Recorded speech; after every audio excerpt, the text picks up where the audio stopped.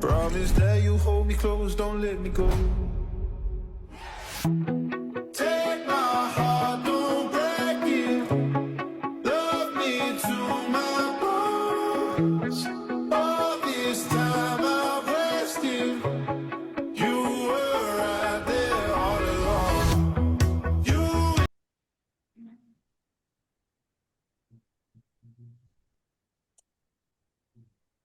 Great. I will. So, hola, me alegro de Hola, verte. So, this is Diego, and he is the creator of this project, Bosque Fluir, right? Will. Yes. Yes. And as you wrote, and you told that your mission is to live in harmony with the forest and invite others to listen to the inner future. So, can you tell shortly about this your project? What is it about? Yes. Sure. So the project it started in 2018 with the purpose to co-create an space where we can all learn about the forest, the jungle, their medicinal plants, their techniques to build, their local fruits and vegetables, and how to integrate more the relations and the lifestyle of the humans in the forest.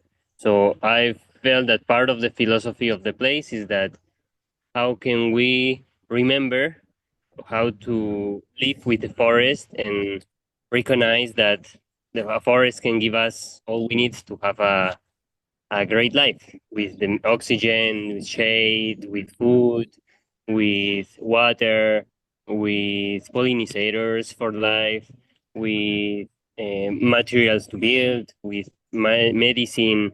So the purpose of the project is as a permaculture school, trying to spread how the culture could be permanent in time with what the Amazonic forest offer us. Yeah. And it's a lot about this permaculture, yes, and about sustainability. Of the main goals in permaculture is like how to create a permanent culture. That's what the origin of the name. And at the beginning was focused on agriculture, like how since the beginning of the industrial agriculture, all the monocultives and the treat of the soil that was not healthy was given more infertility to the soil, but also not healthy for humans to consume this kind of products. So, how to make yields, how to diversify, how to make the plants help each other to be healthy, to produce with more nutrients, and to also protect from bugs or illnesses. So, as much diversity we can bring in the ecosystem, more nutrients will come to the soil, and then more healthy is gonna be the plant, more healthy is gonna be the fruit, and the people who eat them. So less and less risk we will have when we produce in monocultives only one species. The soil is not so rich. The plaques could find a lot of quantity of their food, so you could have an infection, for example, of slugs or worms or caterpillars, and it conduces to a more risky and insecurity. It's more fragile because you are depending on only one species. When we grow together at the diversity of plants, yeah, the risk decrease a lot, and the cooperation between the plants and the bugs and the soil will create a much more harmonious life. So that's one of the items of the topics were permaculture focus in how to produce in a sustainable way, but it also involves the construction side and the social side to spread a sustainable lifestyle in general. Yeah. Yes. So And yes, mhm, it goes in that way, like to promote a healthy environment where also imitates nature. It's not only about uh, having the idea that it's for food, human or animal production, but it's also mhm, to integrate how a wild forest or a wild environment lives, grows, and how to replicate it, but trying to bring the elements that produce the food and produces a big range of ingredients that keep everybody healthy. So yeah, and a lot of people relates permaculture with these gills and companion plants, and it's true that it's one of the most famous elements in permaculture, but it involves a big range of techniques, behaviors, and activities that we can do following the the local needs. Like what also permaculture tries to propose is that we could make as local as possible our lifestyle. So there's less risk, there's more connection with the community, the farmers, and the food. We also value their local ingredients, the local recipes, and the local techniques to build your house, depending on the weather where you are, depending on the materials you have close by. And it really mm, brings the influence and the importance of the indigenous of every part of the world. So that's why when I focus here in the Amazon, I'm trying to learn first from indigenous people from the Amazon, and then mhm. they have it like that for centuries or millennials. If they are still until now like that, it's because it was successful. So in every part of the world, indigenous had a wisdom, had a habits, costumes that allow them to resist until now, and those are super important cosmovision techniques, knowledge that we need to learn about and adapt to our actual context. Yes, so that was my question. How have you learned about it? So from the ancestors, right? From the people who have already done something and with the land and or building the house, and you just take this knowledge and use it, yes, for your life, for Mm-hmm. your project. And what about the school? Because am I right? You have a school where you can teach children and adults. Yes? Can you tell it Yeah. about it? So, uh, 3 years ago, we started a education program where before the volunteers only come to help and we share how to use the machete, how to use the garden tools to build.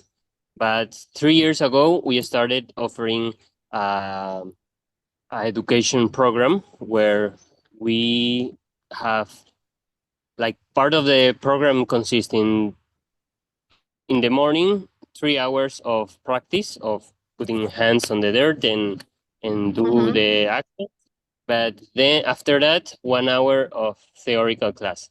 So in this class, yeah, we learn not only from what we have done that day and that week, but also different parts of the world, how in other places people can practice permaculture. So we aboard 6, 7 topics like starting with a little of introduction, talking about the ethic principles, the design principles, a bit of the history of permaculture, then agroecology, showing all the indigenous techniques of sustainable agriculture, and also recognizing what kind of um, techniques or skills you can use to grow where you are, to design a garden, a food forest. Then we have classes about bioconstruction, how in the last 100 years we have transformed our way to live from more natural houses into concrete houses, and then what techniques nature can offer us. Then we talk about social permaculture, all the invisible infrastructure that help us to organize ourselves, to find agreements, to make decisions, solve conflicts, and to have the advisements from elders, all these techniques to organize ourselves in a harmonious way. Then we talk about design principles and how to design a land, a farm, a house, and how to imitate nature, how to observe. Like uh, we really need to pay attention in the territory and the past of the land and understand how the land is gonna react depending on what we do. And then the classes continue with some uh, urban permaculture, how to practice the permaculture in the city, how to watch places, opportunities where to grow food, how to socialize and bring more communitary activities. And the last one, it's about eco villages and permaculture schools. So every student that comes can know where their journey into permaculture can continue and how to feel inspired and how when they can go home again, they contact another project from their background and hometown. So they can use these knowledges in their life, yes, in their lives, in their circumstances where do they live. And is it the school can everyone just come and join this program? How long is it, and how is it possible to join this program? Yeah, um, I have been offering the program through a website called Workaway for volunteers, for people who wants to learn more from the place, but it's open for everybody. Uh, I have this PDF where it shares all the details about the program. Everybody over 18 is welcome, uh, and who is with the desire to learn from the Amazon, to respect, to discover alternatives of lifestyle. Yeah, they're all super welcome.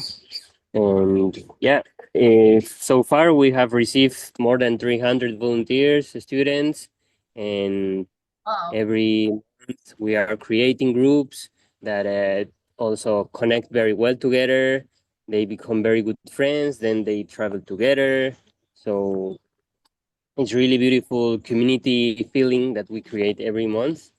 And after that, a bit of the mindset of the point of view changes and Of course, for being to sure. find When you touch something like this, it's impossible not to change. I imagine it like this. So, and how long should the person stay there with you? So the program consists in 3 weeks now. We recommend everybody to stay 3 weeks. But if people wants to keep learning or wants to um, have some tools on how to design their project in the place where they are. They can Mhm. stay 2 months and they will receive like an extra mentorship in their designs and help to make their project true, Great. real. So, as you told that everyone can then build, because my question was, can we, the people who live all around the world, yes, can we build this permaculture in our places? And you told that yes, it's possible. Just you need to, I think, dive in this.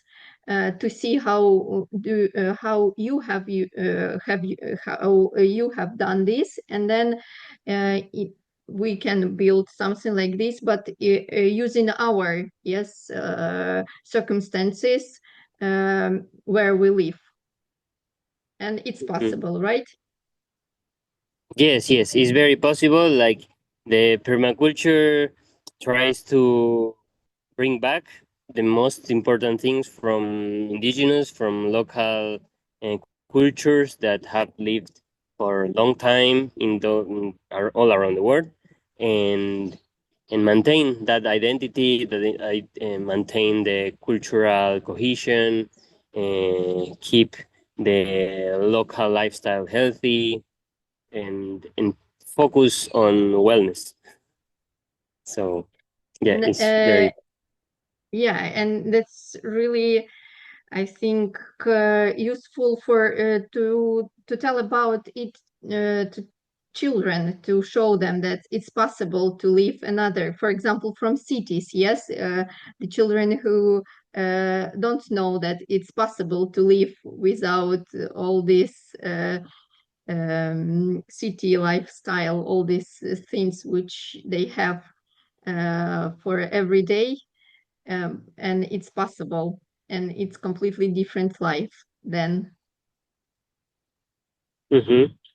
Yes, it's really uh, possible. And we sometimes, yeah, now with the news, we watch very pessimistic things going on, but mhm, there's a huge amount of regenerative project of people working hard for solutions, for healing, for yeah. making their local um, um, missions, their local needs satisfied. And yeah, for sure, there's a big network of very beautiful people and project to join.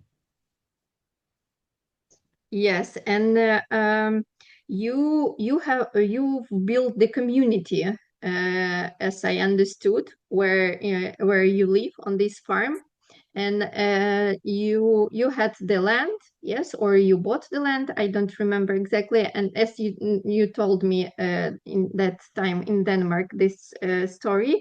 So, and then you started to build the community with your neighbors, yes, just step by step they started to trust you, yes, and then I think now you have a really big community there. Mhm.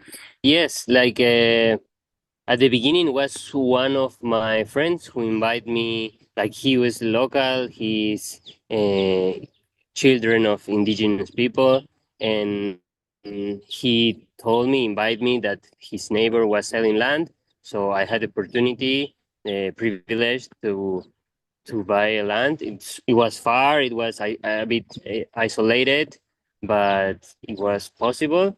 And then every year, knowing better my neighbors, organizing meetings, and until now, let's keep doing activities together. We have increased our community. In the last meeting in December, we were 60 people, 60 families, more people, but 60 families that in the Oh, around 20 hectares. And yeah, it's really getting very beautiful community.